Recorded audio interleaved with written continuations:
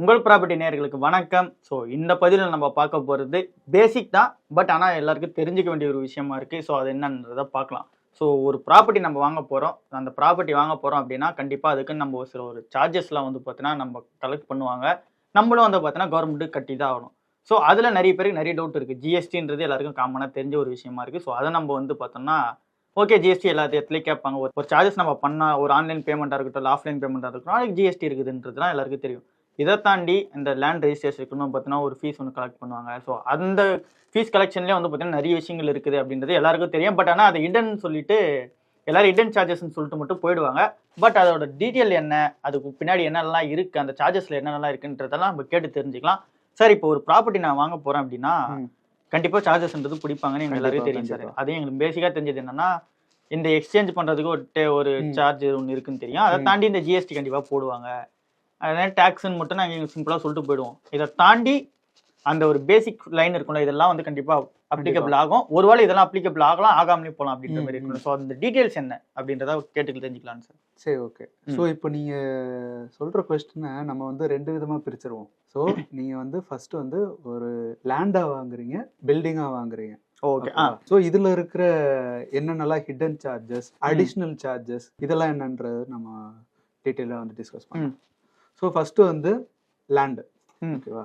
So land வாங்கையில் நீங்கள் வந்து பத்திரம் பதிவீங்க, போயிட்டு ரெஜிஸ்டர் ஆஃபீஸில் ரெஜிஸ்டர் பண்ணுவீங்க. ஸோ இதில் வந்து நமக்கு வந்து stamp duty and registration charges வந்து வந்துடும். ஸோ ஸ்டாம்ப் டியூட்டி என்னன்னா, நம்ம வாங்குற நிலத்துக்கு அதுக்கேற்ற விலைக்கு நம்ம வந்து டேக்ஸ் கட்டுறோம். அதுக்கப்புறம் ரெஜிஸ்ட்ரேஷன் சார்ஜஸ் வந்து நமக்கு ப்ராப்பர்ட்டி ரெஜிஸ்டர் பண்ணுறதுக்கு உண்டான ரெஜிஸ்ட்ரேஷன் சார்ஜஸ். ஓகே.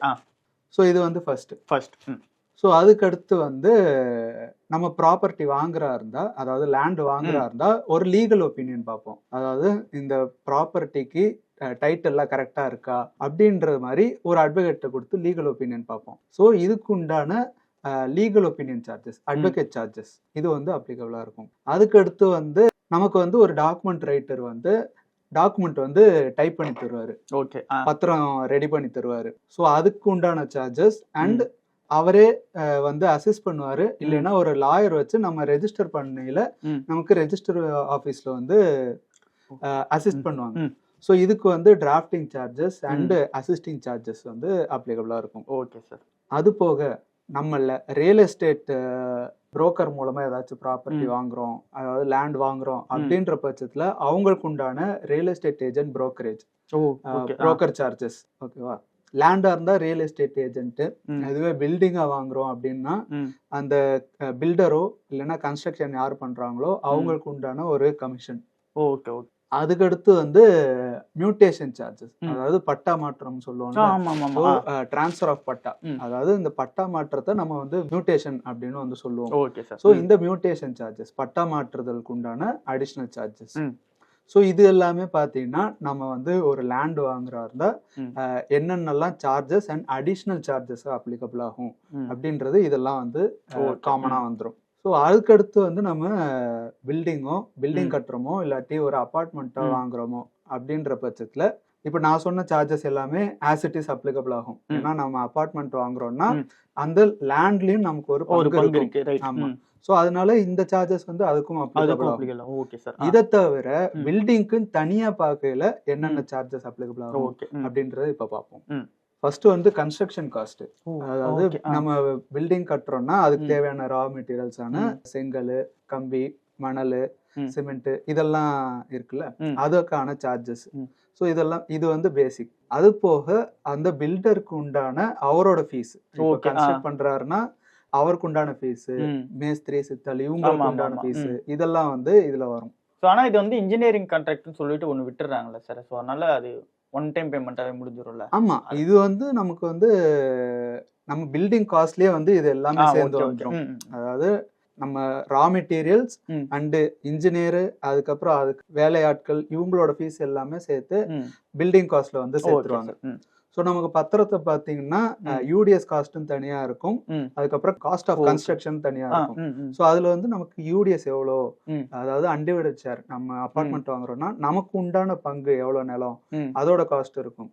அதாவது இப்போ நம்ம ஒரு அக்ரிமெண்ட் எடுத்து பார்த்தீங்கன்னா நம்ம இருக்க போற வீட்டோட ஸ்கொயர் ஃபீட் வந்து பாத்தீங்கன்னா ஒரு 900 ஸ்கொயர் ஃபீட்னு இருக்கும்.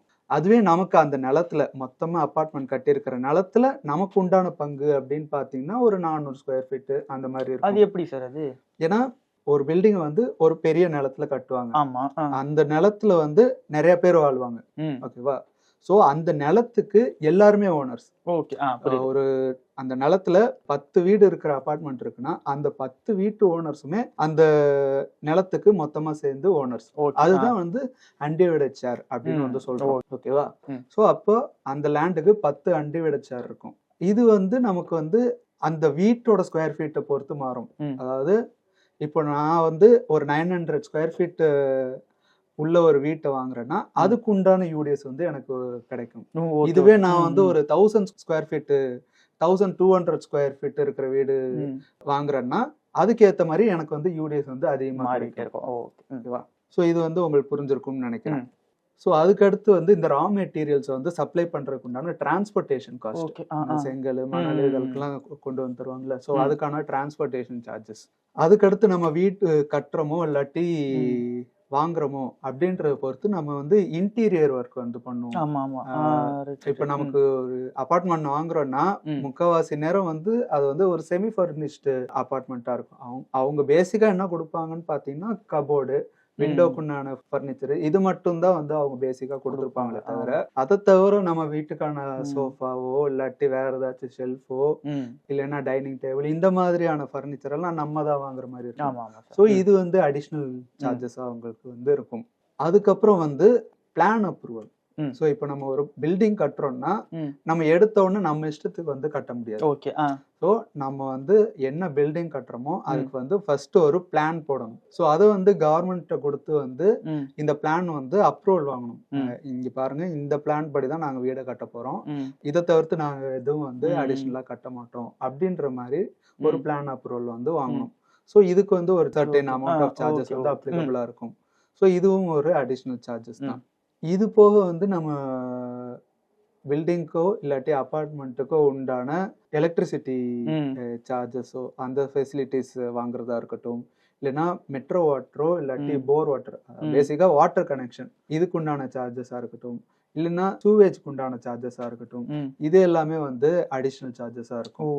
அதுக்கடுத்து வந்து நம்ம ப்ராப்பர்ட்டி வச்சிருக்கோம் அப்படின்ற பட்சத்துல நம்ம வந்து ப்ராப்பர்ட்டி டேக்ஸ் வந்து கட்டணும். ஸோ இதுவும் ஒரு அடிஷனல் சார்ஜஸ். அதுக்கப்புறம் இது வந்து சில நேரங்கள்ல அப்ளிகபிள் ஆகும், சில நேரங்கள்ல அப்ளிகபிள் ஆகாது. என்னன்னு பார்த்தோம்னா ஜிஎஸ்டி, ஒரு பில்டிங் உண்டான ஜிஎஸ்டி.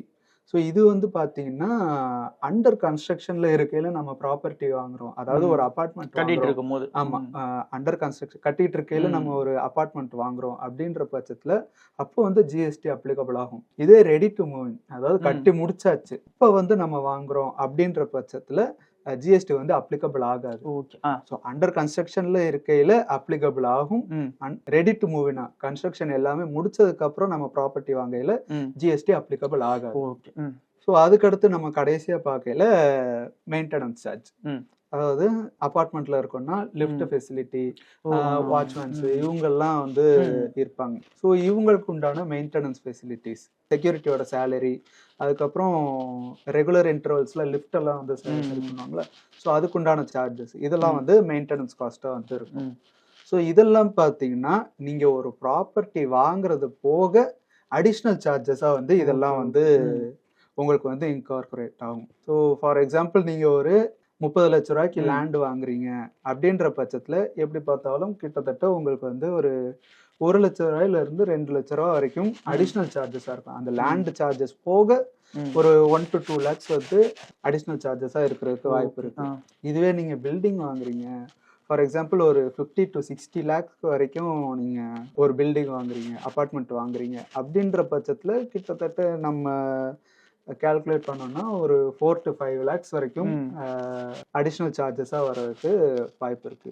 ஸோ இதெல்லாம் பொறுத்து நீங்க வந்து எக்ஸ்ட்ரா அமௌண்ட் வந்து நம்ம ப்ராப்பர்ட்டி ரெடி பண்ணி வச்சுக்கிறது வந்து நல்லது. ஓகே. ஸோ அதனால வந்து நம்ம லாஸ்ட் நேரத்துல வந்து திடீர்னு கடன் வாங்குறோம் அப்படின்ற டென்ஷன் வந்து இருக்காது. சரி சார், இதுல இருந்து நான் ஒண்ணு புரிஞ்சுக்கிட்டேன். அது என்னன்னா அந்த ஒரு கால்குலேஷன் சொன்னீங்களா, அதுல இருந்து சொல்றேன். ஸோ ஒரு லேண்டா வாங்க போறோம் அப்படின்னா நீங்க வந்து ஒரு 30 lakhs ஆகுது அப்படிங்கிற பட்சத்துல ஒரு 2 to 3 lakhs வந்து ஆகும்னு சொல்றீங்க. அதே மாதிரி வந்து ஒரு பில்டிங் வாங்குறோம் அப்படின்னா ஒரு 50 lakhs வந்து வாங்குறோம் அப்படின்னா ஒரு 4 to 5 lakh வந்து வரும்னு சொல்றேன். கண்டிப்பா. ஸோ அப்போ நம்ம அது ஒரு ரஃப் ஃபிகரா நம்ம எடுத்துட்டு வந்தோம் அப்படின்னா ஒரு 10% வந்து பார்த்தோன்னா நீங்க எவ்வளவு வாங்க போறீங்களோ அதுல இருந்து 10% வந்து உங்களுக்கு அடிஷனல் காசு வரும்ன்றது நமக்கு புரியுது.